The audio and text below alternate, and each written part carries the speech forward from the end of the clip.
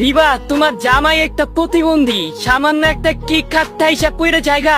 এইসব চাকর বাকরদের কাছে শুধু সাফ সাফাইয়ের কাজই মানায়, আর তুই এই ফকিরি কেক কাটার জন্য ডাকছো? আম্মু, তুমি ঠিকই বলছো।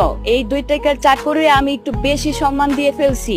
এখন তুমি এখান থেকে যাও আর মিঠে চেহারা পরিষ্কার করে আসো, তারপর সবার খাবার দাবারের ব্যবস্থা করো। কিন্তু রিবা, তুমি একবার আমার কথাটা তো শুনে দেখো। একদম চুপ, যাও এখান থেকে। তোমার কোনো কথা শোনার টাইম আমাদের নাই। এইগুলো দেখে সালমানের মন খারাপ হয়ে যায় আর সে বুঝতে পারে এইগুলো রিবার নতুন বন্ধুর কাজ। এরপর সে সেখান থেকে চলে যেতে থাকে আর মনে মনে বলে, আমি সবকিছুই বুঝতাছি তোমরা আসলে কি চাইতাছ। আমি খুব শীঘ্রই তোমাদেরকে এমন একটা সারপ্রাইজ দিব যেটা তোমরা কখনো কল্পনাই করতে পারবা না। এরপর সালমান বাসায় গিয়ে সুন্দর হয়ে স্যুটবুট পরে রেডি হয়ে ফিটফাট হয়ে পার্টিতে আসে। ততক্ষণে কেক অলরেডি কাটা শেষ হয়ে যায় আর সবাই রিবাকে অনেক গিফটও দেয়। এরপর রিবার নতুন বন্ধু রায়হান একটা ডায়মন্ডের নেকলেস টেবিলে রেখে বলে, রিবা, এটা আমি তোমার জন্য আনছি।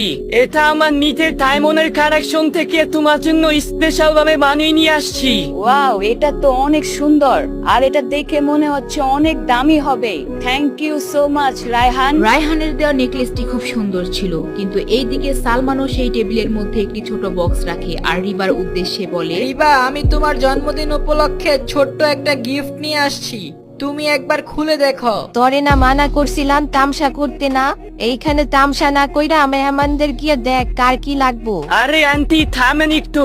আমি একটু দেখতে চাই আপনার মেয়ে জামাই রিবার জন্য কি গিফট নিয়ে আসছে। তখনই সবাই বুঝতে পারবে আপনার জামাইয়ের আসল রহস্য। আরে রায়হান, থামো। আমি তো অবশ্যই সালমানের গিফট অ্যাকসেপ্ট করব এবং খুলেও দেখব, কারণ এই গিফট সালমানের শেষ গিফট হবে। মানে রিবা, তুমি কি বলতে চাচ্ছ? এটা আমার কাছ থেকে তোমার শেষ গিফট মানে কি? মানে আমি আজকে তোমার কাছ থেকে তালাক নিতে চাই।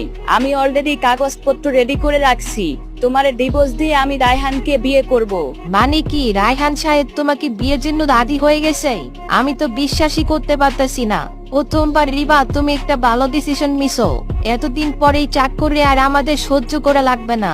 রিবা, তুমি এখন এটা করতে পারো না, কারণ এখন তো আমি তোমাকে ভালোবাসি। কি তুমি আমাকে ভালোবাসো? দেখো, তুমি একটা চাকর আর আমি একটা রানীর মতো জীবন যাপন করতেছি। আমাকে তুমি ভালোবাসবাই। তোমার মতো এমন ছেলে আমার পিছে হাজারা করে। এখন কি আমি সবাইকে পছন্দ করব নাকি? রিভার কথা শুনে সালমান অনেক কষ্ট পায় আর সে এইগুলো সহ্য করতে না পেরে সে একজনকে একটা মেসেজ পাঠায়। আর এইদিকে রায়হান রিভাকে সালমানের গিফট খুলতে বলে আর রিভা সেই গিফট খুলে একদম অবাক হয়ে যায় আর বলে, আরে এটা হতে পারে না, কেমনে সম্ভব ভাই? আরে কি এমন আছে ওইটার ভিতর? এত অবাক হওয়ার কি আছে?